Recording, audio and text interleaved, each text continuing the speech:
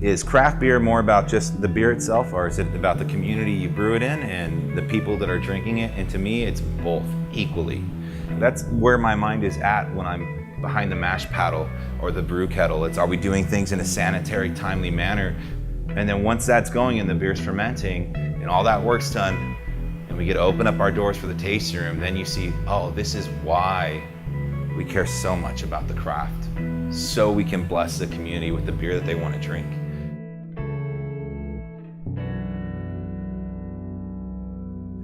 My name's Josh Hamilton, and I'm 30 years old. I'm married to the girl of my dreams, Kristen Hamilton, and we have 2 beautiful kids. What does family mean to me? That's a great question, because it's more than just like your blood relatives. To me, I have very dear friends that we're not related, but they feel like family. So family are people that you're committed to, in a sense, and they're committed back to you regardless. There's no strings attached. You know, there's a love that's deeper than what you just get out of the relationship, but you know, you're gonna be there for those people and they're gonna be there for you. And so having a family can, it can just be close friends to you, and that's it's important. It's very important. And what family you're a part of and who you choose to be around, it can really impact your life in positive ways. My name is Kristen Hamilton, and I am co-owner here at Hamilton Family Brewing in Rancho Cucamonga. I am 29 years old, and I have 2 beautiful babies. Natalie is 3 and Noah is 1.5. So family has a lot of meanings to me. For me, family is anyone that we do life with, which can mean obviously my blood family, but it also means community. As far as community goes, even here at the brewery, we consider our customers family, and we want to treat them like family and encourage that amongst our customers also. My role at Hamilton Family Brewery, it's kind of a long list, but it's all stuff that I couldn't do without the support of my friends and my family and other people. So what I'm responsible for here is I brew, so I'm the brewmaster coming up with recipes. There's a little bit of branding I do, like in terms of naming the beer and making label designs or drawings for the beer to kind of capture the spirit of what's behind the brew. In terms of building the place, I was a painter, amateur carpenter, very amateur furniture maker, an amateur real estate agent in terms of just looking for the place. So there's many hats I wear here that all just kind of are on the making things end, and then my wife gets to tie it all together and make sure it's all nice and legal and the paperwork's filed and stuff. So I kind of get to be a bull in a china shop and make beer and all that and move heavy things around and to get water all over the place. And there's a lot of answers to that question. I'm sure there's roles I have that I don't even know yet, that just things pop up. So I do a lot here, but I love it. So it doesn't even feel like a job or anything. It's something I'm glad to do. So me specifically, I do all of the paperwork, all the back of the house office stuff I take care of all the emails, all the social media, all of our marketing. I do tasting room scheduling. I handle all of our employees, donations and vendors and events and just that type of thing. And whenever one of our employees isn't able to work, then I fill in for that. For me, the idea to start the brewery happened before I even brewed. I always kind of been a do-it-yourselfer. So one day, my wife and I are at coffee with our little girl, and we're sitting there and we meet a family that just moved into the area from DC. And through talking and getting to know them over the past couple of weeks, turns out the husband was a home brewer and had been for years. So he had me come over one day and help him bottle a stout he was working on. And I thought it was the coolest thing. Didn't even brew beer, just bottled it at that point. He let me take a book home called The Complete Joy of Homebrewing by Charlie Papazian. And that book changed the trajectory of my career, I would say, my life in one sense. It was about halfway through there reading that book when I realized the different variety of grain and hops that are out there, and then yeast and water profile you can have.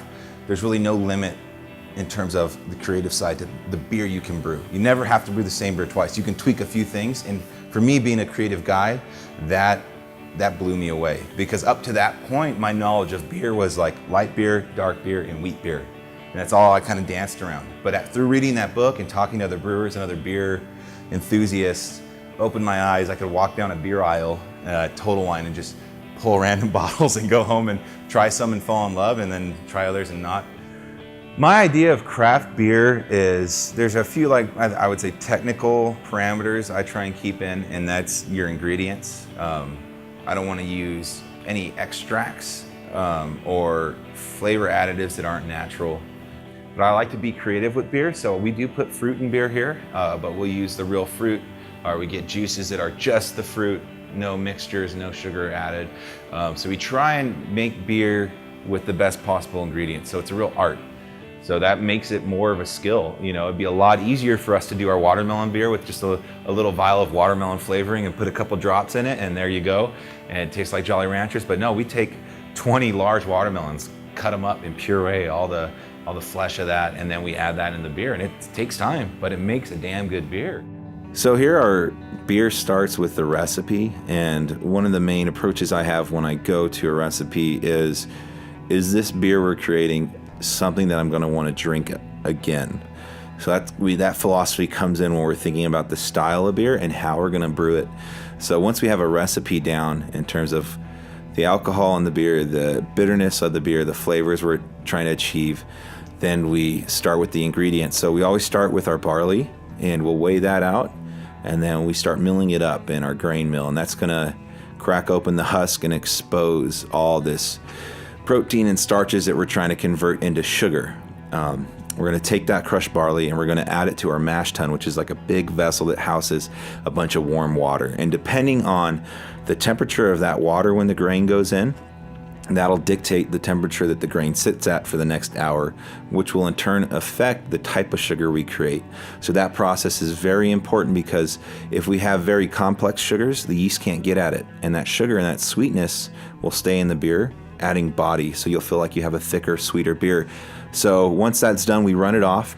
We start sparging, where we add more water to the top and run it through the grain. And we collect all that, we call it wort, and we bring it into our next kettle, the boil kettle. That's where we'll heat it all up to a boil. And depending on the beer, it's going to boil anywhere from 90 to 60 minutes. And during that time is when we add our ingredients, whether it's the hops for bittering or hops for flavor and aroma, depending on the beer we're brewing. And that process is about an hour. When it's over, the next thing is to chill that down, because we want to add yeast, and yeast is a living organism. If we throw it into boiling hot liquid, just like anything else, we'll kill it. So we don't want to do that. So we run it through a plate chiller, and it's a cool device that has a bunch of different plates, and beer is on one side and cold water is on the other side of the plate, and they run past each other over and over, and they exchange temperature. So we have hot beer go in, cold beer come out, and then into our fermenting vessel, where it's going to spend the longest part of its life while it's under our care will be in the fermenter. So in there we measure the temperature, because that'll affect the yeast health and the flavors that the yeast produce while they're fermenting. So that process takes about 2 to 4 weeks, depending on the beer. And when that's done, the whole fermenter goes into the walk-in, where we're going to chill it. So now that the liquid is beer, it's alcoholic, all the fermentation's there, we chill it so that the yeast drop out of it, and it kind of helps clarify the beer.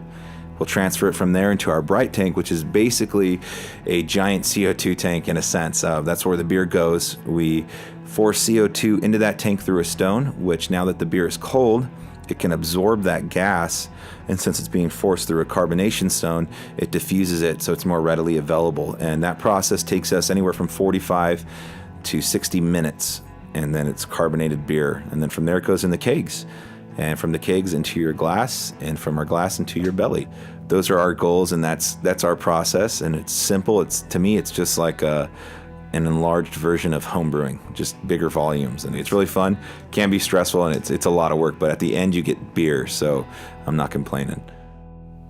Selling our home was one of those things that we can look back now and kind of breathe easy and be like, it was totally worth it. But that idea, when I pitched it to my wife, I wasn't even fully confident in it yet. Just threw it out to her as kind of like am I going insane type of deal? Like, what do you think about this? That was the house. We bought that 3 months before we got married. Then we got married and she moved in with me. Less than a year later, we got pregnant with our daughter there, brought her home to that house, got pregnant with our son there, brought him home to that house. My daughter learned how to walk in that house. I redid all the landscaping, carried her in. So there's a lot of those memorable moments you have tied to just a couple stuccoed walls, and they were big moments for our family. And so to know that that little house that we cared for so much is what ended up building this brewery that we now care for, it's kind of bittersweet and yeah. You know, running a business is a lot of work. A lot of people, I think, have the impression that it's fun and we're successful and it's playtime at the brewery. You got to do what you love, which is all true. It's great and it's a fun thing, but it's also so much work. And in that regards, we have to sacrifice a lot. We have to give up our family time. We don't take vacations.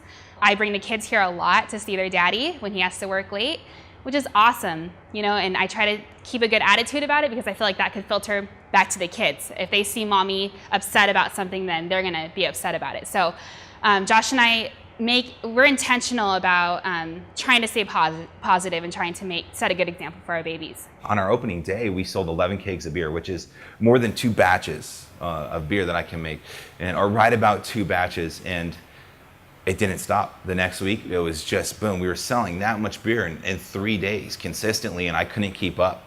Sometimes alone, I was here, I think, till I came in at 7 o'clock one morning, was here to 4 o'clock the next morning brewing beers. And so the sacrifice, you put just a lot of labor, a lot of money, and a lot of your time to start this type of business.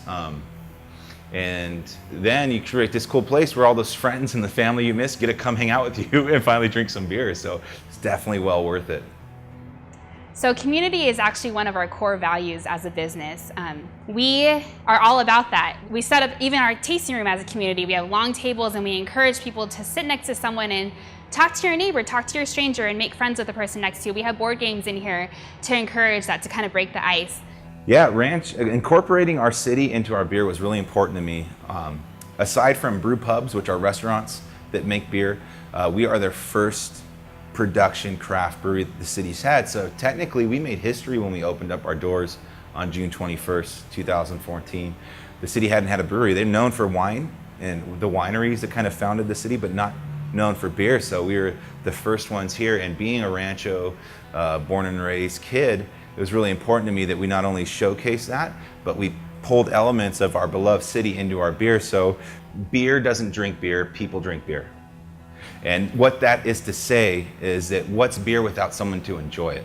Okay, so some near future goals for the business. We are actually planning on expanding. We're gonna be going next door and we're gonna break down a wall. We're gonna expand our tasting room, hopefully double in size.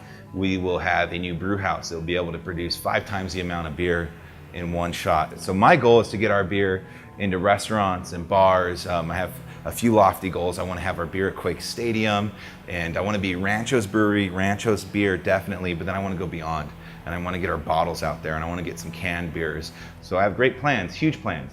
Stuff that if I said now, while we're at a 1,600 square foot warehouse, I would sound like an idiot. But I want to build a destination brewery that you just got to go to see.